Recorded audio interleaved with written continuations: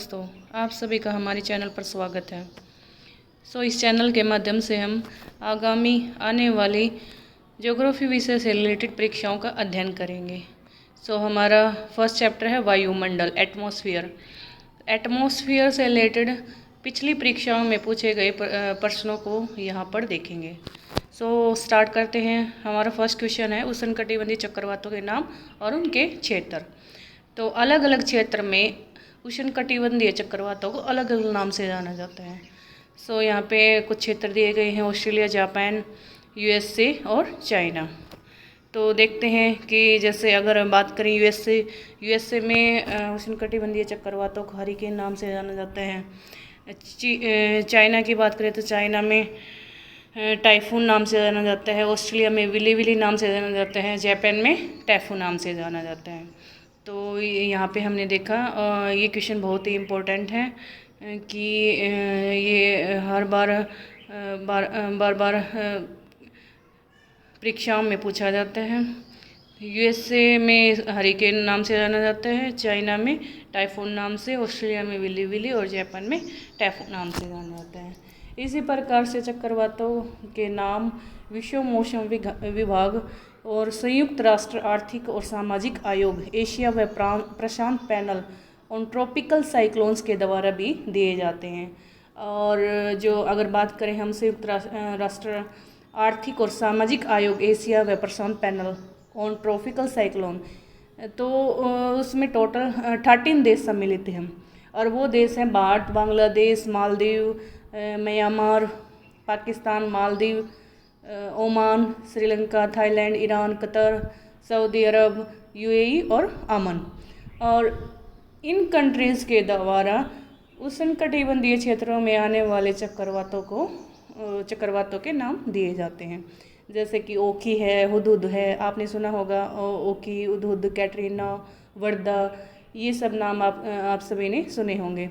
अभी फ़िलहाल जो हमारे इंडिया में जो साइक्लोन आया था, ट्रॉपिकल साइक्लोन बिपरजॉय, उसके बारे में आप सभी ने सुना होगा। बिपरजॉय जो तूफ़ान था वो बिपरजॉय जो साइक्लोन था, ये एक प्रकार से ट्रॉपिकल साइक्लोन था। और इस बिपरजॉय ट्रॉपिकल साइक्लोन का नाम बांग्लादेश के द्वारा दिया गया था।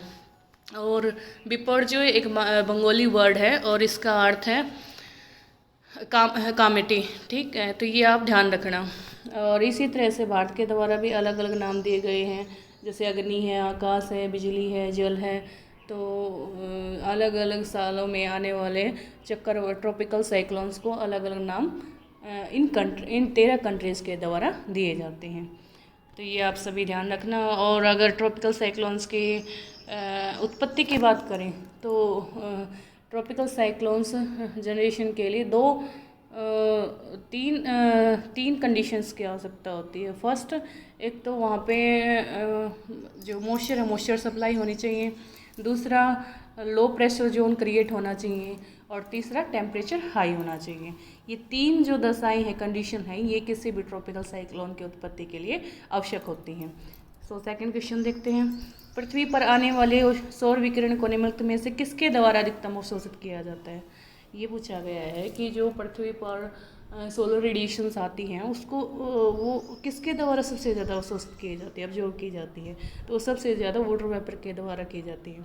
आप सभी को पता होगा कि हमारे एटमॉस्फेयर में 4% है वाटर वेपर मौजूद है। और वाटर वेपर ही सब आने वाली जो सोलर रेडिएशंस है उनको ऑब्जर्व करने का काम करता है। और हमारे एटमॉस्फेयर में ओजोन परत भी पाई जाती है, जो कि 15 से 35 किलोमीटर के बीच लोकेटेड है।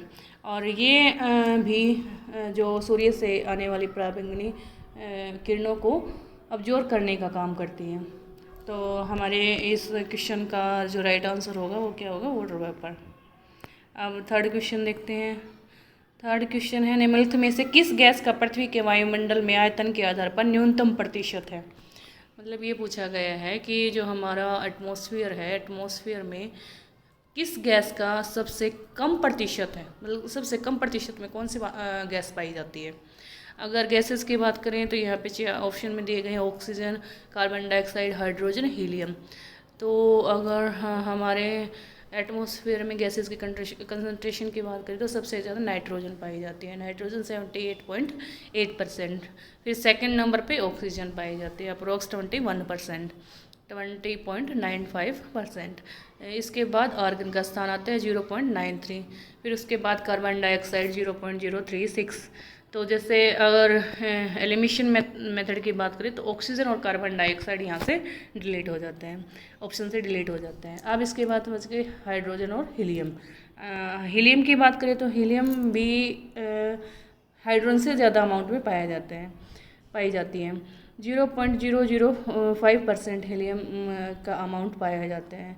और सबसे न्यूनतम अगर सबसे कम गैस की बात करें तो वो है हाइड्रोजन 0.0005। सो आप में भी ये क्वेश्चन ध्यान में रखना, ये क्वेश्चन बार बार एग्जाम्स में पूछा गया है। अब फोर्थ क्वेश्चन है, वह गैस जिसका निचले वायुमंडल में शुष्क वायु में प्रतिशत मान तीसरा सर्वाधिक है। यहाँ पे ये पूछा गया है कि जो ड्राई एयर है उसमें थर्ड सर्वाधिक परसेंटेज किस गैस का है। तो जैसे कि हमने पीछे जो टेबल थी उसमें देखा था, सबसे फर्स्ट नंबर पे बात करें तो नाइट्रोजन है, सेकंड नंबर पे ऑक्सीजन है और थर्ड नंबर पे आर्गन है, और फोर्थ नंबर पे कौन से है, कार्बन डाइऑक्साइड। तो ये ध्यान रखना आप सभी। तो थर्ड नंबर पे कौन से हो जाएगी, आर्गन। ठीक है, आर्गन। तो ये इसका क्या हो जाएगा, राइट आंसर हो जाएगा। अब इसके बाद फिफ्थ क्वेश्चन, वायुमंडलीय संरचना में निम्नलिखित में से किस गैस का सर्वाधिक भाग है। तो सर्वाधिक भाग की बात करें तो वो नाइट्रोजन है। नाइट्रोजन की अगर टोटल उसके परसेंटेज की बात करें तो वो कितना है, 78.08% है। सो ये हमने उस पिछले टेबल में भी देखा था कि जैसे सबसे ज़्यादा है वो नाइट्रोजन पाई जाती है, फिर उसके बाद ऑक्सीजन, उसके बाद आर्गन, फिर कार्बन डाइऑक्साइड। इस प्रकार से ये आपको सीक्वेंस याद रखनी है। सो सिक्स क्वेश्चन है, वायुमंडल में पाई जाने वाली गैसों का कौन सा सही घटता क्रम है। घटता क्रम पूछा गया है, डिसेंडिंग ऑर्डर। डिसेंडिंग ऑर्डर का क्या अर्थ है कि सबसे ज़्यादा अमाउंट में कौन सी गैस पाई जाती है, फिर उसके बाद उससे कम, फिर उससे कम, इस प्रकार से। तो अगर सबसे ज़्यादा की बात करें तो नाइट्रोजन पाई जाती है, जैसे कि हमने टेबल में देखा था 78.8%। इसके बाद अगर बात करें सेकंड नंबर पे तो ऑक्सीजन पाई जाती है 20.95%। फिर उसके बाद जैसे ऑर्गन था, फिर ऑर्गन के बाद जैसे कार्बन डाइऑक्साइड था। कार्बन डाइऑक्साइड ऑप्शन में नहीं है। तो इसके बाद आगे देखेंगे, आगे कौन सी थी, नियोन गैस थी। नियोन 0.002%। तो फर्स्ट जो ऑप्शन है वो ही हमारा क्या हो जाएगा, आंसर हो जाएगा। अब सेवंथ क्वेश्चन है, निम्नलिखित में से कौन से हवा में उनके प्रतिशत के अवरोही क्रम में सही ढंग से अनुक्रमित हैं। तो इसमें पूछा गया है अवरोही क्रम। अवरोही क्रम की बात करें तो डिसेंडिंग ऑर्डर। तो डिसेंडिंग ऑर्डर में भी वही बात है, वही जैसे सबसे पहले हम देखेंगे कि हाईएस्ट प्रोपोर्शन किस गैस का है, तो नाइट्रोजन है। फिर उसके बाद सेकंड नंबर पे ऑक्सीजन है, फिर ऑर्गन है, फिर कार्बन डाइऑक्साइड है। तो इसका जो आंसर हो जाएगा वो ए हो जाएगा, nitrogen, oxygen, argon, carbon dioxide. अब एट्थ क्वेश्चन की बात करें, वायुमंडलीय गैसों के प्रतिशत के बढ़ते क्रम में निम्नलिखित में से कौन सा सही है। अब बढ़ता क्रम पूछा गया है। बढ़ता क्रम क्या होता है, असेंडिंग ऑर्डर। पहले सबसे कम, फिर उससे ज़्यादा, फिर उससे ज़्यादा और फिर सबसे ज़्यादा, इस प्रकार से। तो अगर असेंडिंग ऑर्डर की बात करें तो हो जाएगा हमारा second option correct, B correct, xenon, helium, carbon dioxide, argon. हम ऐसे भी इस क्वेश्चन को कर सकते हैं डिसेंडिंग ऑर्डर में भी। जैसे अगर सबसे पहले बात करें तो नाइट्रोजन है, नाइट्रोजन ऑप्शन में कहीं भी नहीं है। उसके बाद सेकंड नंबर पे बात करें तो ऑक्सीजन है, ऑक्सीजन भी ऑप्शन में कहीं नहीं है। अब थर्ड नंबर पे है आर्गन। अब आर्गन देखो, आर्गन चारों ऑप्शंस में है, मतलब आर्गन को भी हम छोड़ देंगे। अब इसके बाद आर्गन के बाद कौन सी है, कार्बन डाइऑक्साइड। अब कार्बन डाइऑक्साइड आप देखोगे तो लास्ट में 2 ऑप्शन में है, ए और बी में। तो ए और बी को 2 अपने आप एलिमिनेट हो जाएंगे, सी और डी, इसको हम छोड़ देंगे। अब ए और बी देखेंगे। अब कार्बन डाइऑक्साइड की बात करें तो जो सबसे ज़्यादा अमाउंट है वो हीलियम का पाया जाता है। हीलियम के बाद फिर जेनॉन है, और सबसे लास्ट में कौन सी गैस है, हाइड्रोजन है। मतलब सबसे कम मात्रा में हाइड्रोजन पाई जाती है। तो हमारा करेक्ट ऑप्शन हो जाएगा B, xenon, helium, carbon dioxide and argon. अब 9th क्वेश्चन, वायुमंडल के निम्नलिखित परतों में से किस में न्यूनतम तापमान पाया जाता है। मतलब ये पूछा गया है कि जो भी हमारी एटमॉस्फेरिक लेयर्स हैं उनमें से कौन सी लेयर में सबसे मिनिमम टेम्परेचर पाया जाता है। तो हमारे एटमॉस्फेयर की 5 मुख्य परतें हैं और वो जो लेयर्स हैं वो कौन कौन सी हैं। सबसे फर्स्ट नंबर के जो सबसे निचली लेयर है उसकी बात करें तो ट्रोपोस्फियर, फिर उसके बाद स्ट्रेटोस्फियर, फिर मेसोस्फियर, फिर थर्मोस्फियर, फिर आगे फिफ्थ एक्सोस्फियर। और ये जो तीनों ये पांचों परतें तापमान के आधार पर इनको विभाजित किया गया है। मतलब टेम्परेचर के अकॉर्डिंग ये जो परतें हैं वो डिसाइड की गई हैं। तो फिर एक बार रिपीट कर देते हैं। सबसे फर्स्ट नंबर पर है ट्रोपोस्फियर, सेकंड नंबर पर स्ट्रेटोस्फियर, थर्ड नंबर पे है मेसोस्फियर और फोर्थ नंबर पे है थर्मोस्फियर और फिफ्थ नंबर पे है एक्सोस्फियर। तो यहाँ पे पूछा गया है कि न्यूनतम तापमान कौन सी परत में पाया जाता है। अगर ट्रोपोस्फियर की बात करें तो ट्रोपोस्फियर में क्या है कि जैसे जैसे हम हाइट पर जाते जाते हैं, ऊंचाई पर जाते जाते हैं तो टेम्परेचर डिक्रीज होता जाता है। लेकिन जो हमारा ट्रोपोस्फियर है उसमें टेम्परेचर हाई मतलब टेम्परेचर ऊंचाई के अकॉर्डिंग कम होता जाता है। फिर सेकंड जो हमारी परत है वो है स्ट्रेटोस्फियर। स्ट्रेटोस्फियर की बात करें तो 15 से लेकर 35 किलोमीटर के बीच में ओजोन लेयर पाई जाती है। ओजोन लेयर क्या करने का काम करती है, जो हमारी पराबैंगनी सूर्य से आने वाली पराबैंगनी जो किरणें हैं उनको अब्जॉर्ब करने का काम करती है। तो इस वजह से इस लेयर में टेम्परेचर अधिकतम पाया जाता है। अब थर्ड लेयर है मेसोस्फियर। मेसोस्फियर की बात करें तो मेसोस्फियर में टेम्परेचर कम पाए जाते हैं और सबसे कम अगर टेम्परेचर की बात करें तो मेसोस्फियर में पाया जाता है, मध्यमंडल में पाया जाता है। -80 डिग्री सेल्सियस यहाँ पे टेम्परेचर पाया जाता है। फिर उसके बाद है थर्मोस्फियर। थर्मोस्फियर जैसे कि नाम से ही स्पष्ट है, थर्मो मतलब तापमान, तो तापमान यहाँ पे क्या है ज़्यादा पाया जाता है। फिर एक्सोस्फियर, वहाँ पे एक्सोस्फियर में कम पाया जाता है। तो ये आपका तापमान के अकॉर्डिंग लेयर्स डिसाइड की गई हैं। तो यहाँ पे पूछा गया था सबसे कम तापमान कौन सी परत में पाया जाता है। तो आपको ध्यान रखना है कि सबसे कम तापमान मेसोस्फियर में पाया जाता है। ठीक है।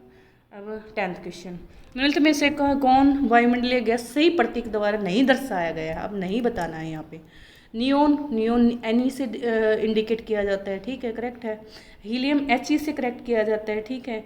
अब क्रिप्टॉन और नाइट्रस ऑक्साइड ये दोनों इनकरेक्ट हैं। कैसे?